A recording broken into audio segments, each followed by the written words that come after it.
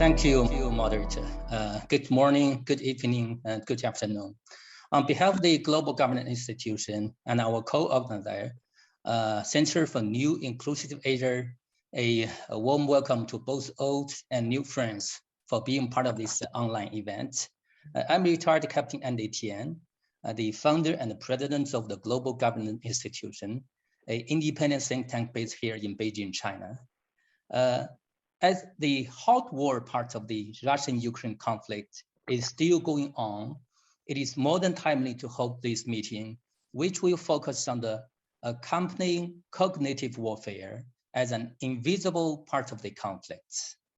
The polarization of the perception between states and groups further highlighted the possible role played by the cognitive warfare, a new dimension of warfare as described in the 2020 NATO cognitive warfare concept, which we have provided to all speakers. To set up the context of the discussion, here are some examples of the polarization of opinions. First, to highlight the overwhelming condemnation of Russia, the West often takes the example of the vote results of the 11th emergency special session of the UN General Assembly on March 2nd, which adopted a resolution condemning Russia by a vote of 141 in favor to 5 against, with 35 abstentions. If we look at the number of countries in favor, it was an absolute majority. But if we look at the population in terms of the number of people against plus abstentions, the figures are different. The population of the 141 states in favor occupies 43.34%. The population of 5 against plus 35 abstentions occupies 56.65%. It is clearly not a case of a majority.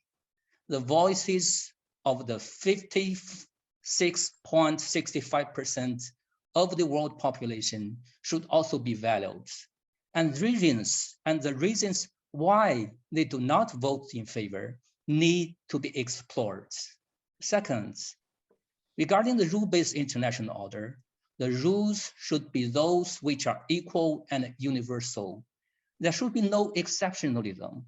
No country should be above the law.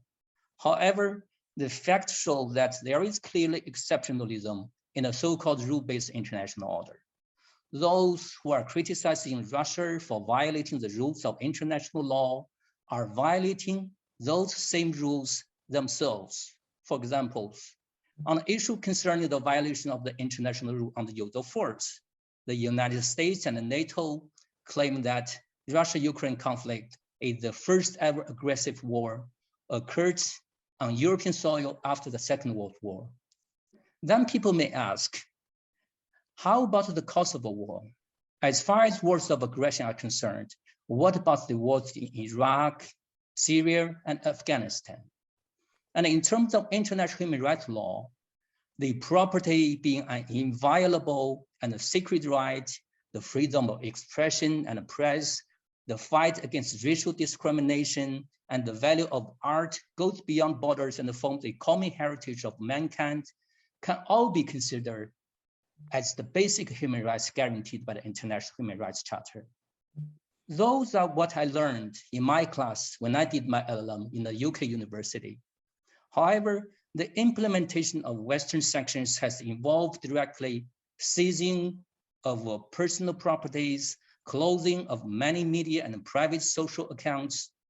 Some West officials have explicitly said that the Ukraine is not the same as Iraq and Syria.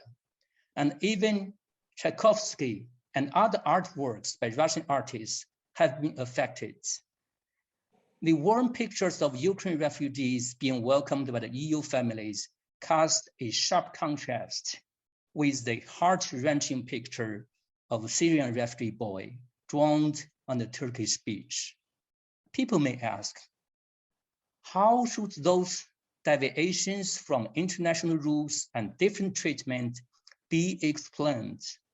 Those rules are also foundation of a rule-based order. China is a victim of World War II. Its embassy was bombed as a civilian facility during the Kosovo War. As a victim of the Second World War and also Kosovo War, we sympathize with the civilian casualties in Ukraine and also in Russian minorities in the eastern Ukraine.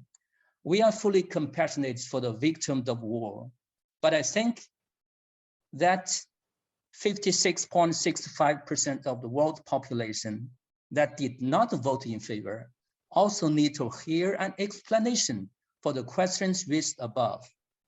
Why is there a double standard applied to the same rules?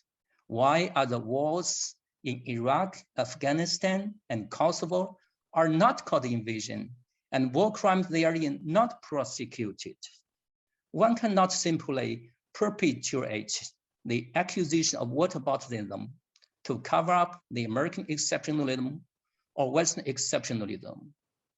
The lives of Ukrainian people matter. The lives of civilian populations and women and children in Iraq, Afghanistan, and Syria, and Libya also matter. It's not that we have no sympathy with the loss of life in Ukraine. Now, we have heard very few Western interpretations of the above issues, and such interpretations are important for maintaining a rule-based world order, which should be based on rules that are equally and universally applied. And that is why we are having this meeting today in a context of a cognitive warfare, where the various facts above are even more ambiguous and difficult to distinguish from the truth. We want to hear different voices and interpretations of the above issues. So today we have invited a group of outstanding experts for that purpose.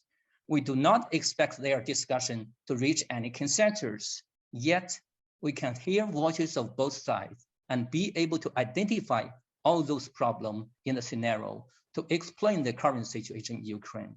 And without further delay, let me turn over the floor to Dr. Tian Li, who will moderate today's discussion. And also, I recommend each speaker to introduce yourself, as I noticed that Tian Li had not introduced the background of those speakers. Thank you, Tian Li. The floor is returned to you. Thanks for all the enlightening and informative presentation comments by all the speakers. I would like to just add one point to my comment. I did give some examples, but also I would like to say that I would like to warn all the speakers from all sides that not to make too cocky arguments. That is that one state did bad thing does not excuse another state to do the same. So that's the only point I would like to make. No too cocky argument. Thank you.